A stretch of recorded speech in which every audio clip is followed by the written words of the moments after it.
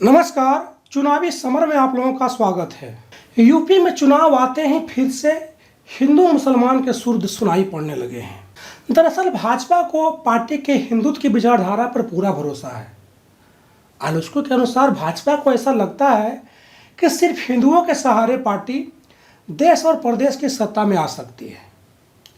इसलिए भाजपा नेता दलितों और मुस्लिमों के खिलाफ तुष्टीकरण की नीति अपनाते हैं। लेकिन इस बार बसपा ने योगी आदित्यनाथ को उन्हीं की भाषा में जवाब दिया है। आपको बता दें कि बहुजन समाज पार्टी के नेता एमएच खान ने कहा कि हम बजरंगबली को भी मानते हैं और अली को भी मानते हैं।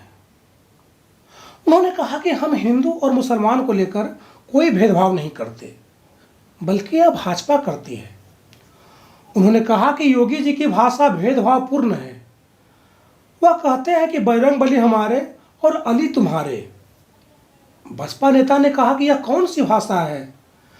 उन्होंने कहा कि योगी जी ने कहा था कि हनुमान जी दलित थे, हनुमान जी आदिवासी थे। बसपा नेता ने कहा जब हनुमान जी दलित और आदिवासी थे तो दे दीजिए सभी दलितों और आदिवासियों को सभी मंदिरों की जिम्मेदारी, वे पूजा पाठ करेंगे। क्यों आप कब्जा किए हुए हैं? देखें तो योगी आदित्यनाथ ने हनुमान जी को दलित और आदिवासी कहा, लेकिन इनके राज में खुद दलितों पर अत्याचार के मामले बढ़ते जा रहे हैं। तो क्या यह कहना गलत होगा कि भाजपा का हिंदुत्व सिर्फ दिखावा है? पार्टी भले ही हिंदुओं का समर्थन हासिल करने के लिए बड़े बड़े बयान देती हो, लेकिन सच्चाई यह है कि भाजपा का हिंदुत्व सिर्फ वोट बैंक की राजनीति के लिए है। यहाँ गौर करने वाली बात यह है कि सिर्फ उत्तर प्रदेश में ही नहीं, बल्कि देश के सभी भाजपा शासित राज्यों में दलितों के खिलाफ अत्याचार देखने को मिल रहा है।